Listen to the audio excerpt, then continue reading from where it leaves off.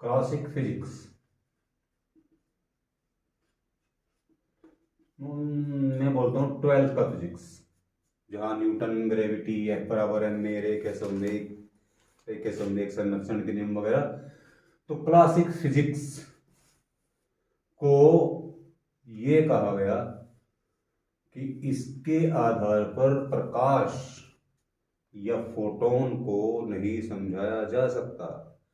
यह तो old physics है, ओल्ड फिजिक्स बूढ़ा, यह फिजिक्स बूढ़ा हो गया है। तो फिर टीन एजर्स एक फिजिक्स लेके आते हैं और नाम है क्वांटम फिजिक्स।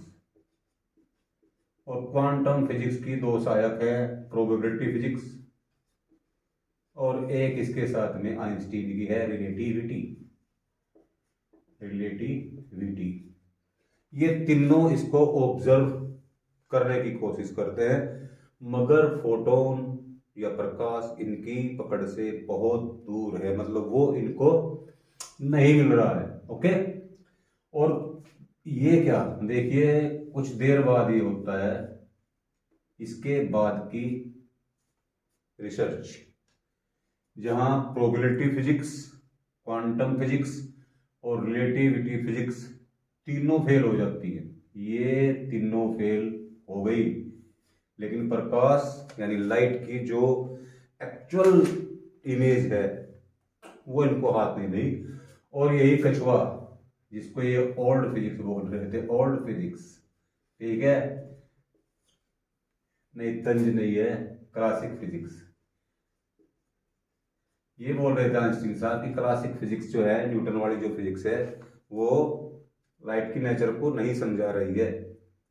आखिरकार कछुए की जीत होती है ना, कछुआ जीत गया है। ओके।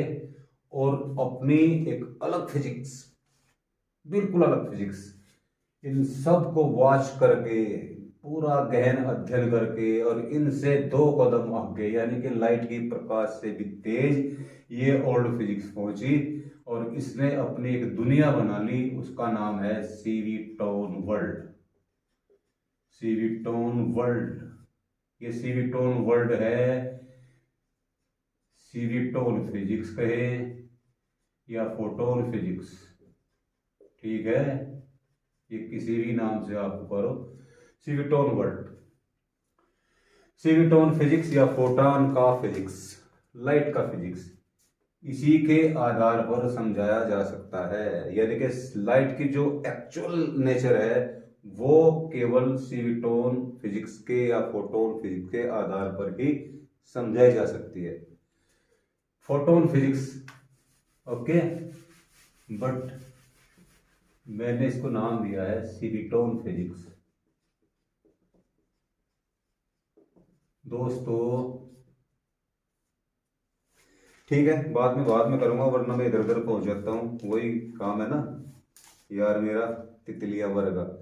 तो मैं बोल रहा हूं व्हेन इन ऑर्बिट, जब यह ऑर्बिट में है तो इसको आप फोटोन बोल दो, कोई दिक्कत नहीं है। When you is less than C and out, अगर यह ऑर्बिट से बाहर है, क्योंकि गतिक अवस्था, ये भी गति की अवस्था है, विराम अवस्था में तो एग्जिट करता है नहीं, वो दूसरा पॉइंट चले। तो इस चीज को मैं बोल रहा हूं सीवीटोन, यू इज इक्वल टू सी।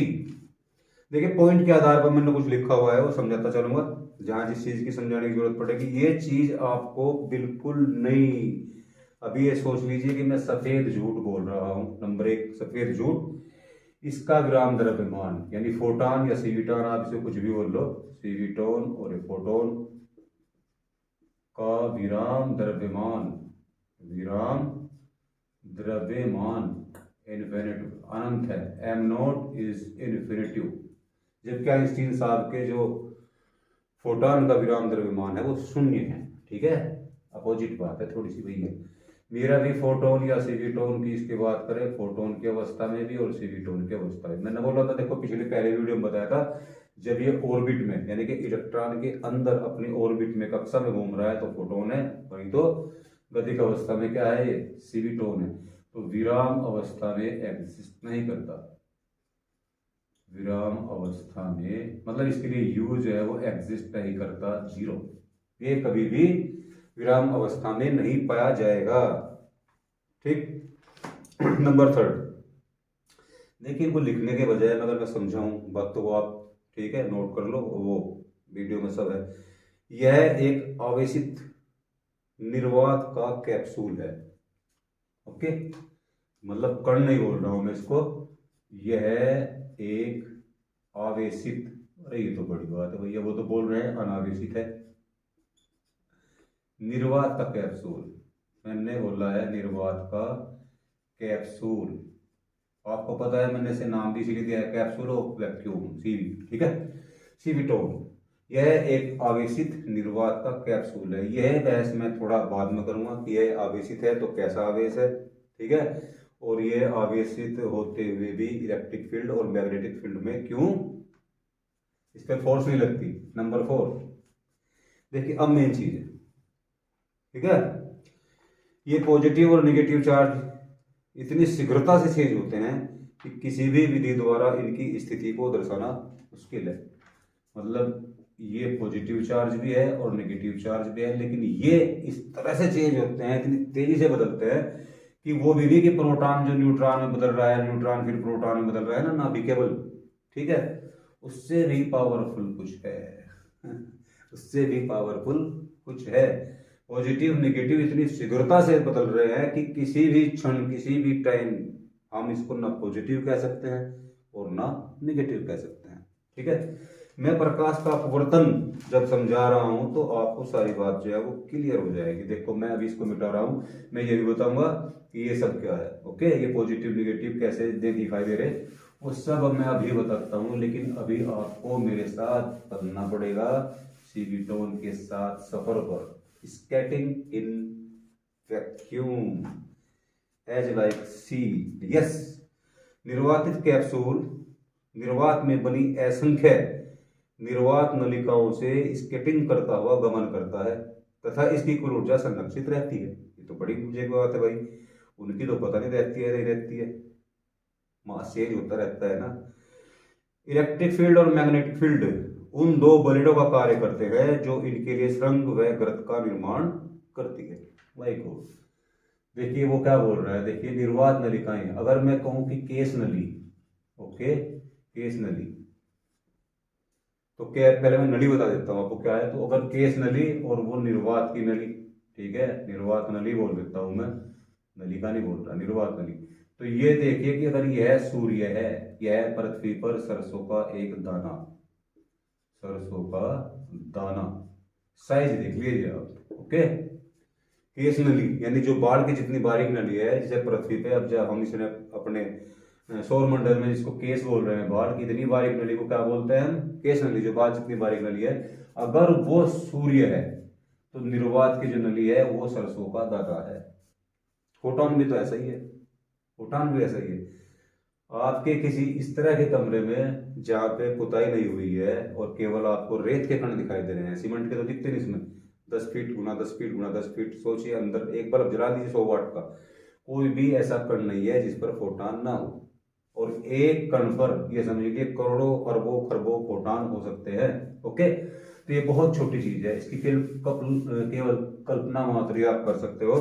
तो मेन चीज देखिए हो क्या रहा है, किस तरह से स्केटिंग कर रहा है। मैं एक फोटो बनाऊं उसके लिए, क्योंकि फिजिक्स को चित्रों से ही समझाया जा सकता है। दिखाता ना तरंग को, ऐसे दिखाते हैं,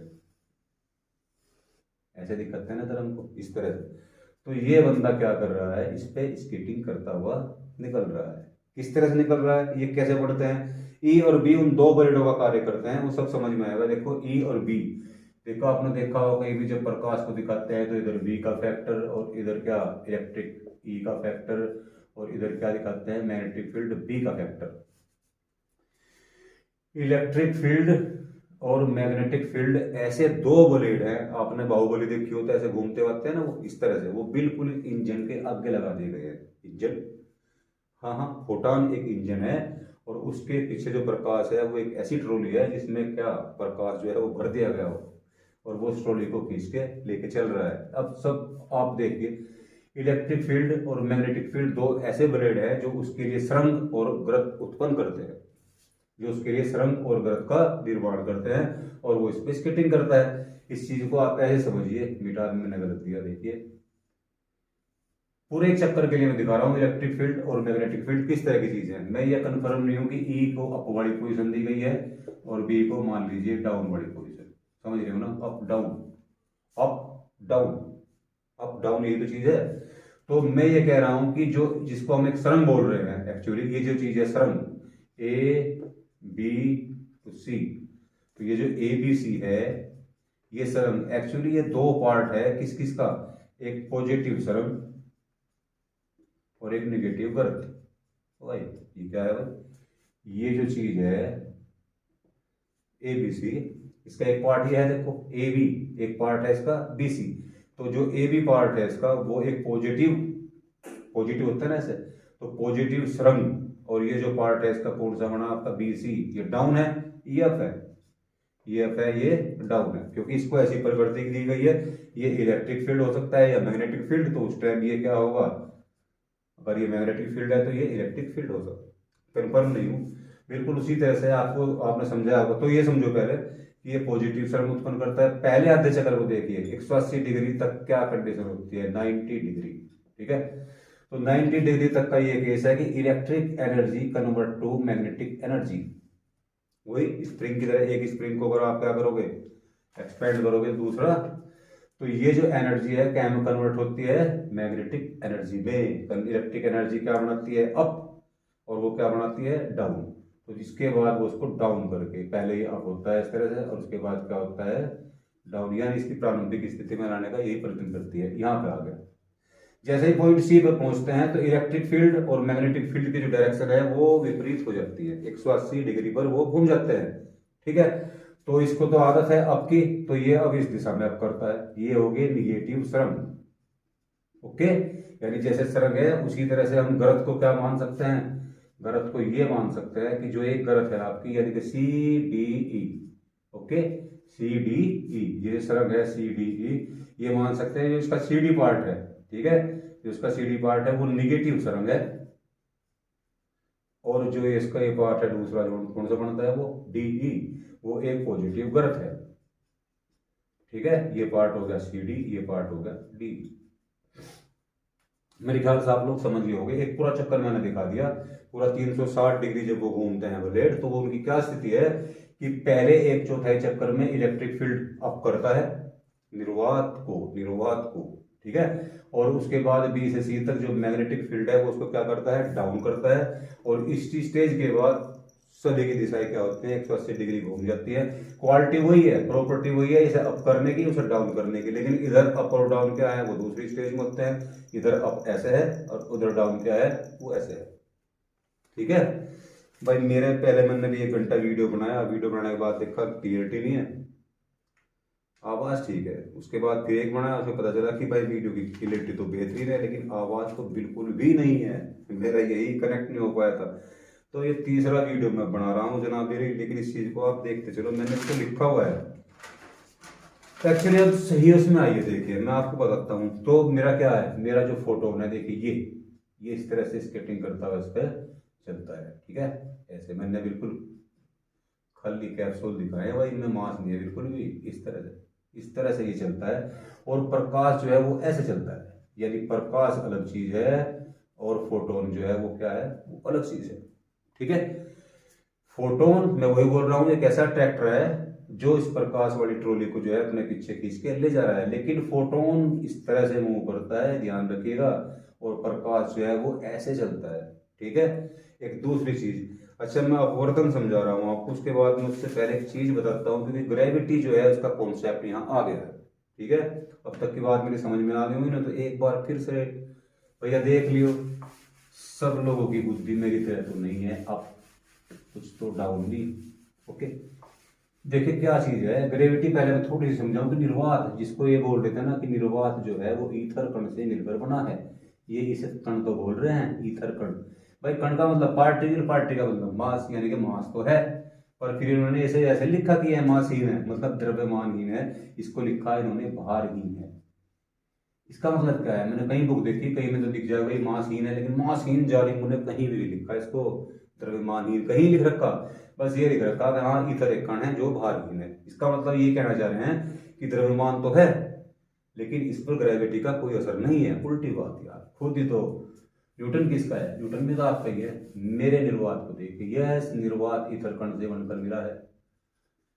निर्वात ईथर कण, मैंने तो कण लिखा है यानी इसमें m है, ठीक है। द्रव्यमान क्या है इसमें है, और द्रव्यमान है तो भैया जब यह गुरुत्व में आता है तो इसमें गुरुत्व यानी कि भारहीन नहीं है।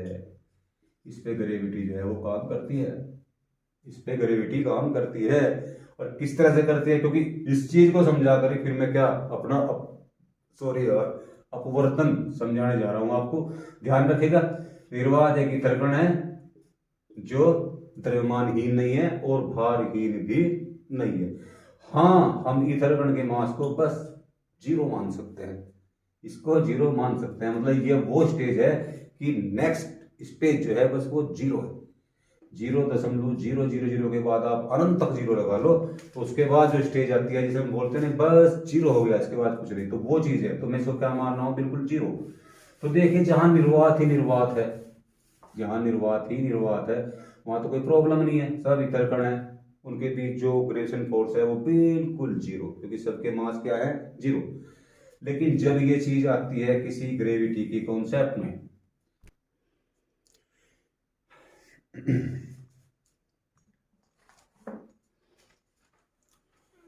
मेरे कैमरे के साथ यार मेरा ऐसा ही है, लीड छोटी पड़ती है, ठीक है जी।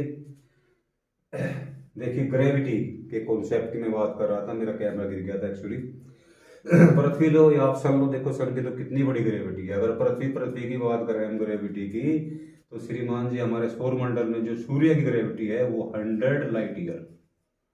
100 लाइट ईयर का मतलब ये है कि यदि आप 3×8 मीटर प्रति सेकंड की स्पीड से भी चलोगे तो आपको 100 साल, इस ग्रेविटी को पार करने में आपको 100 साल लगेंगे। किस कंडीशन में, जब आप प्रकाश के वेग जो मैक्सिमम वेग है, ठीक है, 3×8 मीटर प्रति सेकंड के स्पीड से, तो समझते हो कि इस क्षेत्र में कितना बड़ा निर्वात का क्षेत्र जो है वो कवर हुआ होगा।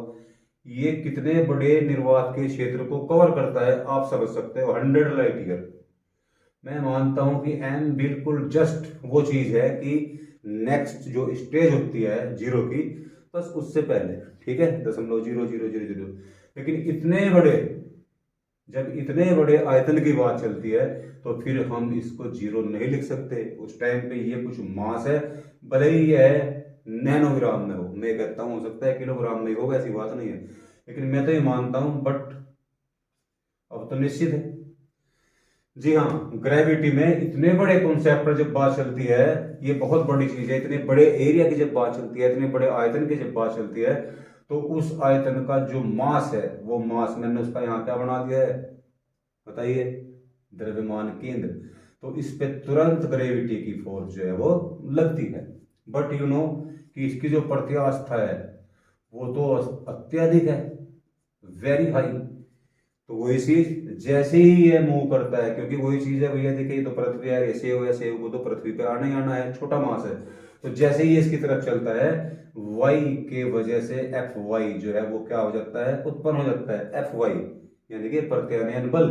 और यू नो ये क्या होता है, विस्थापन के समानुपाती, यानी जैसे जैसे यह चलता है विस्थापित होता है, वैसे ही वैसे एफ वाई की वैल्यू जो है ऐसे बढ़ती चली जाती है। और एक कंडीशन में आके क्या होता है इस पॉइंट पे कि एम जी और एफ वाई जो है वो क्या हो जाते हैं, इक्वल हो जाते हैं, ठीक है। लेकिन तब तक बिल्कुल प्रत्यास्था की वजह से वही है जी, चादर पकड़ के चारों तरफ से बीच में गेंद घेर दो तो वही चीज यहाँ पे हो जाती है। यानी कि हमारा जो क्या है निर्वात, निर्वात यानी कि स्पेस, स्पेस मतलब वही अंतरिक्ष, स्पेस क्या हो रहा है, ग्रेविटी में कुछ झुक गया है। कितना बेवकूफ बना रहे हैं, देखो है ना, ऐसे झुका हुआ है, बोल रहे हैं कि इस पे ग्रेविटी का कोई प्रभाव नहीं पड़ता और ग्रेविटी में यह झुका हुआ है। अबे यार कितने कमाल के लोग हैं, ठीक है, ऐसी चीज है।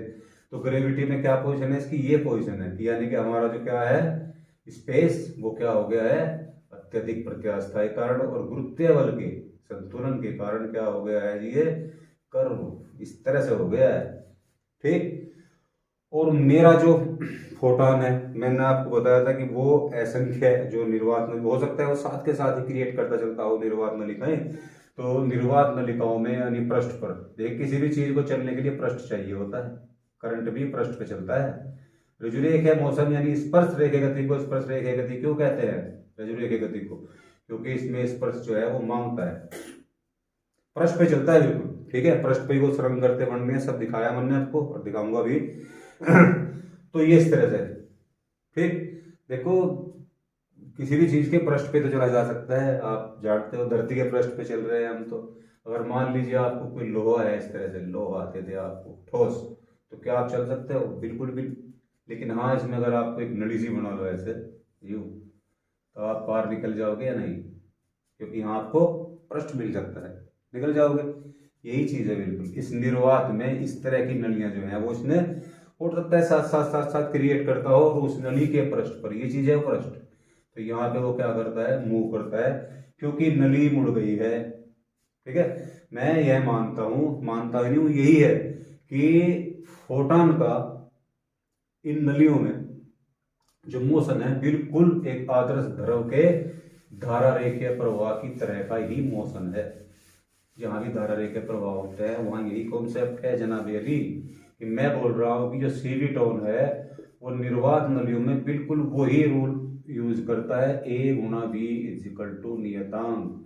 यानी जहां भी निर्वात नली चौड़ी हो जाएगी, उसकी त्रिज्या अधिक हो जाएगी, वहां उसकी स्पीड क्या हो जाएगी, कम हो जाएगी। अपवर्तन समझिए, ठीक है, क्यों हो रही है। मैं तो अपने टीचर से पूछता था ये बैंड क्यों होती है, कहने लगे यहाँ वेग कम हो जाता है। तो वेग कम होने का मतलब क्या, मुड़ जाते हैं, ऐसा तो नहीं सर। फिर मैं जब इस चीज को निकाल के लाया सीटोन फिजिक्स से, तो देखिए क्या हो रहा है, in the region of vacuum, तो देखिए चारों तरफ वैक्यूम है। मैं भले दो लाइन दिखा रहा हूं, बल्कि क्या है, ये एक नली का है इस तरह से, इस पे चारों तरफ से सेम फोर्स, ना के बराबर। मैं कह रहा हूँ भाई इधर करंट तो लगाते नहीं, चलो मान लिया, लेकिन कहीं तो लगती है ये। जैसे ही ये देखिए अब जा, ये क्या है, यहाँ दिखा दी मैंने, ये आ गया सघन, ये क्या आ गया सघन, ये थी पोजीशन विरल, और ये आ गया सघन। तो जब ये विरल से सघन में जाता है तो एक्चुअली में क्या होता है, देखो विरल और सघन में, तो सघन के जो पदार्थिक कण है वो तो ये है, और वहां बाहर तो ये थे नहीं। तो यहाँ पे ग्रेविटी का कॉन्सेप्ट क्या लगता है कि ईथर के जो कण है, ये छोटे छोटे से कण में यहाँ दिखा रहा हूँ, ये जो ईथर के कण है, ये ईथर के कणों पर फोर्स लगती है, और ये जो निर्वात नली है देखो कैसे लगती है बताऊंगा अभी। ठीक है, ये चौड़ी हो जाती है, ये निर्वात नली का जो व्यास है वो अधिक हो जाता है। बहुत बड़ी चीज निकल होगी दोस्तों, देखिए इस तरह से, ये ऐसे फोर्स लगा रहा है, ये ऐसे फोर्स लगा रहा है, ये ऐसे फोर्स लगा रहा है, ये ऐसे फोर्स लगा रहा है, ये ऐसे लगा रहा है, इधर को ऐसे लग रही है, तो चूंकि दोनों तरफ को सेम है, इधर भी सेम इधर भी सेम, लेकिन क्या हुआ, चौड़ाई तो बढ़नी बढ़नी है, इलास्टिसिटी के कारण क्या होता है, ज्यादा दूर नहीं जाती, और ये क्या होता है पाइप यहाँ से छोटा हो जाता है। सघन माध्यम में निर्वात नली के, मतलब जैसे मैं पाइप मान रहा हूँ, नली मान रहा हूँ, पाइप तो कहना भी नहीं यार, उसका व्यास क्या ऊंची अनुप्रस्थ छेद बढ़ जाती है। और अगर मैं सूत्र देखूं अपना A1 V1 is equal to A2 V2, तो V1 is equal to V2 is equal to क्या, A2 upon A1 is equal to N, is equal to N। और मैं आपको बता रहा हूं, देखिए वहां पे बताया तरंग दैर्घ्य किस तरह से घटती है। मैं फिर एक बार ले रहा हूँ कि ये जो चीज बनती है जाके एक्चुअली में ये क्या होती है, जो उसके आयाम है, तरंग का जो आयाम है, तीव्रता, वो तो देखो क्या उस चीज को जाते हैं, तो ये वही चीज बन जाती है। अगर त्रिज्या यहाँ पे क्या हो, मैं मानता हूँ छोटा A2, और यहाँ पे त्रिज्या क्या हो A1, तो ये हो जाता है कि V1 upon V2 is equal to A2 का स्क्वायर अपॉन A1 का स्क्वायर। ठीक है, ये आपको पता है कि ये जो चीज है ये होती है आई ए स्क्वायर के क्या होती है, डायरेक्टली प्रोपोर्शनल होती है, यानी कि तीव्रता घट जाती है, स्पीड घट जाती है, तीव्रता घट नहीं तीव्रता बढ़ जाती है यार, सॉरी यार कंफ्यूजन तो हो गया, 3 बार से मेरा बनाते बनाते ये 45-50 मिनट का वीडियो या आधा घंटे का बनेगा, 2 बार, एक बार आवाज की क्लियरिटी गई, मैंने चेक किया वीडियो बहुत बेहतरीन आ रहा है, मतलब बोर्ड, एक बार बोर्ड का कुछ नहीं है, क्लियरिटी बहुत जानना आ रहा है माइक की। तो मैं आपको बता रहा था, शायद मैं भूल गया ना, मेरा गिर गया था स्टैंड, तो यहाँ में देखिए ये चीज है निर्वात, मतलब के विरल माध्यम, ये चीज क्या है, विरल माध्यम। तो आप समझ रहे हो, देखो A B C D and ये पूरा चक्कर हो गया भैया। अब यहाँ से अगर मैं स्टेज दिखाता हूँ आपको सघन माध्यम की। तो सघन माध्यम में क्या होता है वो देखो, ये आ गया आपका सघन। ठीक, मैं ये भी दिखाऊंगा बैंड कैसे हो रही है, ठीक है। तो सघन माध्यम में क्या होता है, ये चीज आयाम जो है वो बढ़ जाता है। ये तो कंप्लीट हो गया नहीं, ठीक। ये चीज हो जाती है, यानी जो पीक वैल्यू है क्या होगी, पीक वैल्यू किसकी, सरंग की या ये गर्थ की, दोनों तरफ देखिए ये इंक्रीज हो जाती है। यहाँ कुछ बड़ा बन गया, यहाँ कुछ छोटा बन गया, लेकिन कोई बात नहीं, आप समझ लोगे। अब आप चीज देखिए, मैंने बताया था आपको, देखिए ए ई ये है लैम्डा, तरंग दैर्ध्य है इन क्या, विरल माध्यम। एंड आप इस चीज को देखिए, कहाँ गया परदेसी दिल को तड़पा के, ए ये तो कंप्लीट हो गया ये चीज, यानी कि ई और ये मान लो ई के बाद एफ जी एच और ये क्या है आई, यानी कि मैं कहूँ तो ए ई ये तरंग दैर्ध्य लैम्डा है इज ग्रेटर देन क्या ई और इंटू ई, यानी तरंग दैर्ध्य जो है वो क्या होती है, छोटी हो जाती है। और दोस्तों मुझे पता नहीं कि मैं ये चीज़ पहले बता चुका है नहीं, बिकॉज कैमरा गिर गया था, दोबारा आया हूँ। और ये ना बताइए तो कोई बात नहीं, आप समझ गए होंगे तरंग दैर्ध्य क्या होती है। देखिए जबकि आवृत्ति नहीं बदलती, जबकि आवृत्ति नहीं बदलती, तो मैं वही कह रहा हूँ कि हो सकता है कि यहाँ पे क्योंकि ज़्यादा परास्ता है ना, हो सकता है फोटोन की स्पीड यहाँ पे बढ़ जाती हो, लेकिन प्रकाश की स्पीड क्या होती है, कम होती है, ठीक है। मेरा मतलब कहने का ये है कि फोटान ऐसे, फोटान तो ऐसे ही मूव करता है। फोटान के लिए आप ये ना सोचो फोटान तो ऐसे चल रहा है, ये वो तो सरंगुर वर्तों पे चलता है, ठीक है, और पृष्ठ पे चलता है। तो फोटान तो ऐसे चल रहा है, लेकिन जो इस हमारा प्रकाश है वो इस तरह से चल रहा है, ठीक है। प्रकाश अलग चीज है, फोटान जो है वो अलग चीज है, बिकॉज देखो जो उसका आयाम है, ठीक है, जो उसकी तरंग दैर्ध्य है वही सब है। क्योंकि हमने क्या किया है कि फोटॉन की इसी चीज को ये मान रहे हैं कि प्रकाश की तरंग दैर्ध्य फोटोन की तरंग दैर्ध्य है, ठीक है। फोटोन की तरंग दैर्ध्य या ऊर्जा सब चीज है। और देखो मुझे पता है ना, स्केटिंग कर रहा है तो वो ऊर्जा जो है वो क्षय नहीं करता, लेकिन आइंस्टीन वाला जो फोटोन है वो उसका मास जो है वो वेग के साथ क्या है, बढ़ रहा है, ठीक है। तो वो कर रहा है, तो करेगा जब वहाँ कुछ ना कुछ तो हो ही रहा है भैया। अब देखिए ये बैंड कैसे हो रही है, अब बैंड के लिए देख लीजिए किस तरह की पोजिशन है। देखिए ये मान लीजिए विरल है और ये मान लीजिए सघन है, फिर नीचे विरल कर दूंगा आप समझ जाओगे। ऐसे ही होता है ना, अगर मान लीजिए ये अभिलंब है तो ये बजाय ऐसे जाने के ये क्या होता है, अभिलंब की ओर थोड़ा सा मुड़ जाता है, ओके, ये स्थिति है। तो आप देखो चीजों को कैसे समझो कि ये जो माध्यम है आपका विरल माध्यम, इस विरल माध्यम में क्या है, विरल माध्यम में क्या है, विरल माध्यम में जो हमारा पाइप है उसकी जो चौड़ाई है वो ये है, और सघन माध्यम में जो है वो ये है। सघन माध्यम में इसकी चौड़ाई क्या है, तो यहाँ जो वक्रता बनती है देखिए ये वाली चीज जो है ये, समझ रहे हैं ना, इधर पे तो चलता है फोटान, फोटान तो क्या चलता है, पृष्ठ पे चलता है।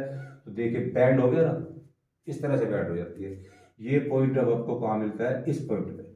तो बजाय सीधा जाने के इस वजह से, क्योंकि निर्वात नली जो है वो मुड़ती है, वो तो बिल्कुल मुड़ जाती है। इसी तरह से तो आपका इंद्रधनुष मुड़ेगा, इंद्रधनुष क्या, आप उस कमरे में आप 10 बल्ब जला लो, फोटोनों को देखो क्या कर रहे होंगे, कितनी टक्कर लग रही होगी। अगर वो निर्वात नलिका में नहीं है, निर्वात नली में नहीं है, तो उनकी क्या हालत हो रही होगी भैया। जब मैं कह रहा हूँ कि जैसे ये सुई की एक नोक है, इस पर करोड़ों और खरबों फोटोन जो है मैं बिछा सकता हूँ। तो आप सोचो जब 10 बल्ब बढ़ रहे होंगे उस कमरे में कितनी टक्करें हो रही होंगी फोटोन की, लेकिन निर्वात नली एक दूसरे को कभी नहीं काटती। दो निर्वात नलियां एक दूसरे को कभी नहीं काट सकती है। उसी तरह से है बिल्कुल धारा रेखे प्रवाह में, धारा रेखे नली एक दूसरे को क्या, प्रवाह रेखाएं एक दूसरे को नहीं काटती। तो बस यही समझ लीजिए कि जो नली है वो धारा रेखे नली में प्रवाह रेखाओं की तरह है, मेरी बहुत बारीक चीज है बिल्कुल, ठीक है, नहीं काटती। दूसरे कंसेप्ट में अगर यहाँ पे मान लीजिए सघन माध्यम है, समझ गए हो गए यार इस चीज को, तो ये उल्टी होगी बात। और ये क्या है, विरल माध्यम है। तो पोजीशन ये है कि यहाँ पे ये है और यहाँ पे क्या है, ये है विरल माध्यम में, सघन माध्यम में क्या पोजीशन होगी बताओ, आप ही बता दो देखो। तो फिर ये किस तरह से बन रही है, ये ऐसे बन रही है। तो अब वो थोड़ा सा ऐसे बजाय ऐसे चढ़ के थोड़ा सा क्या हो जाता है, वो दिखा नहीं पाया मैं, लेकिन देखो ये ऐसे चलता है और वो क्या रहता, यानी ये अभिलंब से दूर हटेगा और वो अभिलंब की ओर झुकेगा। केवल इनकी त्रिज्याओं की यानी इनके अनुप्रस्थ परिच्छेद की वजह से तो स्पीड जो है वो क्या होती है, कम ज्यादा होती है, विरल टू सघन, सघन टू विरल। लेकिन जो बैंड होती है आपका, जो जिसे आप प्रकाश बोल रहे हैं, ठीक है, जो प्रकाश बैंड होता है उसका क्या कारण है, उसका कारण है इन नलियों का जो ज्वाइंट होता है यहाँ पे, वहां कुछ वक्रता आ जाती है नली में, और उस वक्रता के कारण ही यह जो प्रकाश है वो क्या होता है, बैंड होता है। समझिए होगे दोस्तों, मैंने अहि और आर सब कुछ निकाल रखा है, लेकिन मैं जो देखो बोल रहा था तीव्रता वाली बात, वही चीज वो फिर वहां रहेगी। तो ये देखिए, अगर मान लीजिए ये विरल में है और फिर ये चीज जो है मान लीजिए क्या है, वो सघन में है, तो देखो आयाम ये चीज होती है, आयाम ये A2 है, ये क्या है, A1 है। अगर यहाँ पे तीव्रता I1 हो और यहाँ पे तीव्रता क्या हो, I2, तो अभी निकाला मैंने वो चीज। तो यहाँ पे क्या होता है, A2 is greater than A1, then I2 is greater than I1। यानी सघन माध्यम में इसकी तीव्रता जो है क्या होती है, घट जाती है। जबकि वहां किताबों में लिखा है कि हाँ हाँ वो लिखा हुआ है यार, फ्रिक्वेंसी को छोड़कर बाकी क्या चीजें होती है, सब क्या हो जाती है, घट जाती है। तो ये चीज है, वो तीव्रता तो बढ़ जाती है यार दोस्तों, यहाँ तो उल्टा है मामला भैया। ये मैंने अभी देखो, मुझे तो ऐसे ही लगता है, देखो तीव्रता का भी आयाम क्या हुआ है, बढ़ गया है, तो तीव्रता बढ़ गई है। इसलिए ज्यादातर जो ट्रांसपेरेंट जो परावर्तक, सॉरी वर्तक, मतलब यार इसका क्या वर्ड है, ट्रांसपेरेंट को क्या बोलते हैं हिंदी में, पारदर्शी, यस। जो पारदर्शी पदार्थ है वो देखो इस चीज को फीलिंग्स देते हैं कि हाँ यहाँ तीव्रता जो है वो क्या है, बढ़ गई, मगर वहां घट गई लिखा है। मैंने इस पर भी ध्यान नहीं दिया है वैसे, लेकिन मेरे अकॉर्डिंग, क्योंकि देखो आप ऐसे पदार्थ है ना, तो उनके अंदर हमें ऐसा महसूस होता है कि यार हाँ प्रकाश है, लेकिन विरल में ये चीज हमें महसूस नहीं होती। तो शायद मैं भी इस तरफ देख रहा हूँ, फ्रिक्वेंसी सेम, अपवर्तन में फ्रिक्वेंसी न्यू जो है वो चेंज नहीं होती। हाँ, वेलोसिटी, तरंग दैर्ध्य एंड इंटेंसिटी, ये तीन चीजें क्या होती हैं, चेंज हो जाती है। अभी ये कंफर्म नहीं है कि ये बढ़ती है घटती है, लेकिन ये तीन चीजें चेंज हो जाती हैं। जबकि आवृत्ति क्या होती है, यानी ये टाइमिंग जो है यहाँ से यहाँ तक का, ये बिल्कुल सेम होता है। हाँ, तरंग दैर्ध्य घट जाती है, स्पीड घट जाती है, और तीव्रता जो है वो मेरे हिसाब से क्या होती है, बढ़ जाती है। दोस्तों मैंने कुछ लिख रखा है इसी तरह से, वो फिर बाद में चलेंगी यार, मैं समझ भूल जाता हूँ फिर। मैं भी इस तरह से ही हूँ, आइंस्टीन की तरह ये मामला, हर कोई चीज़ लिख रखी है तो फिर क्या दिक्कत है। हाँ, ये चीज़ तो मैंने पहले भी लिख रखी है। यानी मैं यही कह रहा हूँ कि इन कंडीशनों में भी, यानी यहाँ भी इस फोटोन की स्पीड 3×10⁸ या उससे ऊपर हो सकती है, लेकिन इसकी स्पीड नहीं घटती। कहने का मतलब यह है कि फोटोन की स्पीड नहीं घटती, हाँ प्रकाश की चाल जरूर घट जाती है। ठीक है, हाँ मैंने लिखा भी है। मैं क्या कह रहा हूं इसे आप गौर से समझिए। गतिमान फोटोन मीन्स सीवीटोन की स्पीड सघन माध्यम में भी 3×8 मीटर प्रति सेकंड ही रहती है, प्रकाश की चाल कुछ कम हो जाती है। यानी कि फोटोन जो है वो एक अलग चीज है और प्रकाश जो है वो एक अलग चीज है। प्रकाश सदैव रुजुरेखे पथ पर चलता है तो वो ये चीज है, लेकिन ये कर्व और रुजुरेखे दोनों पथों पर चल सकता है। और सच पूछिए तो ये कहीं रुजुरेखे पथ पर चलता ही नहीं है, क्योंकि ऑर्बिट के अंदर भी आवर्तीय गति कर रहा है और ये भी क्या है, ये भी आवर्त गति है। तो सही मायनों में तो यह है कि फोटोन कभी भी रुजुरेखे पथ पर चलता ही नहीं है। हाँ, प्रकाश सदैव रुजुरेखे पथ पर चलता है, सदैव चलता है। तो बात सही है इनकी। अब तो प्रकाश तो सदैव चलता है, लेकिन फोटोन को अगर वो प्रकाश समझ रहे हैं तो फिर वो बात गलत है। ठीक है, फोटोन तो ये देखिए आप हमेशा ही कर्व पर चल रहा है, वो तो ये बिंदु भी कर्व के ही तो बिंदु है। ये थोड़ी देर के लिए बोल सकते हो आप स्ट्रेट लाइन, ऐसे थोड़ी देर के लिए बस। ठीक है, तो अपवर्तन की व्याख्या मैंने की है।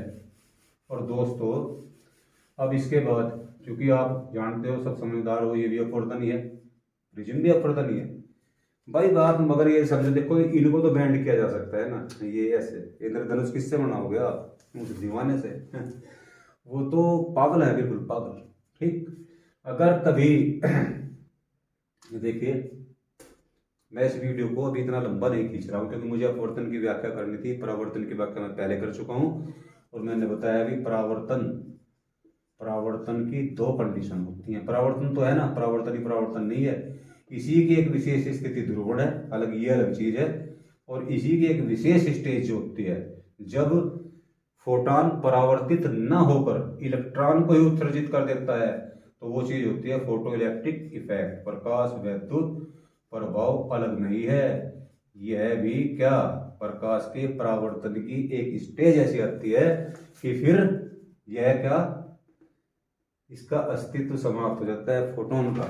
इस पोजीशन में फोटोन का अस्तित्व जो है वो कैसे समाप्त होता है, जैसे बोलते हैं ना कि अपनी सारी ऊर्जा किसी एक इलेक्ट्रॉन को देकर क्या होता है, इसका अस्तित्व समाप्त हो जाता है। तो नेक्स्ट वीडियो में मैं बताऊंगा प्रकाश वैद्युत प्रभाव किस तरह से हो रहा है। आप मेरी बात को कितनी रियलिटी से ले रहे हो बताइए आप। अगर मैं झूठ बोल रहा हूँ, क्या झूठ बोल रहा हूँ? बिल्कुल नहीं। सरन की पीक वैल्यू बढ़ जाती है। मैंने ये बोला, देखो इसमें हंसी मजाक की चीज लिखी है मैंने, ये तो लिखा है मैंने बिल्कुल क्लियर कि प्रकाश अलग है, फोटॉन अलग है। प्रकाश एक ऐसी ऊर्जा है जिसे फोटॉन यानी सीवीटॉन नाम का एक इंजन खींच कर चलता है। ओके, और इस इंजन में दो ब्लेड है, एक ई और एक बी, वो सब मैंने बता दिया आपको। और सारी चीज ये स्केटिंग करता हुआ चल रहा है। हाँ, ये मैंने लिखा है, मजाक है। सघन माध्यम में प्रकाश एक उस अधिक लोडेड ट्रॉली की तरह है जहां ट्रैक्टर खड़ा हो जाता है, जहां वो अपने पैर जो है खड़े कर लेता है, तो यहाँ शायद वो लोड मानता है, ठीक है। और अपनी पूरी एनर्जी, और एनर्जी तुम्हें पता यानी कि सुरंग और जो गर्त बनती है, सुरंग और गर्त जो है वास्तव में इनकी जो स्पीड है वो फोटोन की स्पीड है। ये जिस स्पीड से बनते हैं उसी स्पीड से क्या होता है, फोटोन जो है वो मोशन करता है। भाई यही तो चीज है, मैं तो इस तरह समझता हूँ। पहले चक्र के लिए वो स्प्रिंग वाली चीज मैं बता चुका हूँ सर इसमें, फिर मैं देखूंगा अपने वीडियो क्या कमी रह गई तो और कोई बात रह जाती है। बिकॉज मैं जब बता रहा हूँ कि भाई पहला वीडियो बनाया तो उसमें आवाज नहीं थी, पता नहीं इसका कनेक्शन हो पाया नहीं उधर, ये बहुत साफ था। फिर दूसरा वीडियो बनाया तो आवाज बहुत क्लियर थी, लग रही है कुछ भी दिखाई नहीं दे रहा था। तीसरा वीडियो बनाने के चला तो मोबाइल मेरा बीच में गिर गया। अब मुझे वो ध्यान नहीं रहा कि मैं पहले क्या बता चुका हूँ, वो बाद में क्या लिखा भी बहुत था, लेकिन मैं देखता हूँ अगर कुछ चीज रह गई हो तो मैं तो इसी वीडियो को अपलोड करूंगा। और मेरा चौथा वीडियो जो है वो लास्ट वीडियो होगा सीवीटोन वर्ल्ड का। ओके, सीवीटोन वर्ल्ड, मैं इसको यूनिवर्स लिखना चाहता था लेकिन मैंने फिर वर्ल्ड में डाल दिया, ठीक है। सीवीटोन वर्ल्ड यानी कि सीवीटोन फिजिक्स। यार रियली मेरा विश्वास करो, ये बिल्कुल ओके है। और मैंने सब कुछ वो जो चीज बोल रहा हूँ ना, quantum physics, probability physics and relativity also, and total जो अप्लाइड फिजिक्स है, जो टोटल हमारा बूढ़ा फिजिक्स था, ओल्ड मैन 50 ईयर्स ओल्ड, तो वो क्या था, न्यूटन वाला फिजिक्स यानी कि क्लासिक फिजिक्स, उसी के बेस पर पूरा का पूरा जो सीवीटोन है उसको समझाया जा सकता है। मैं इसके हर कॉन्सेप्ट, मतलब जो भी चीजें आज तक प्रकाश के लिए देखी गई हैं वो सब की सब लास्ट वीडियो में फुल, उसके बाद मेरे वीडियो अलग तरह की वीडियो हो। ओके, ऋषिपाल सिंह सिवाच पूरा नाम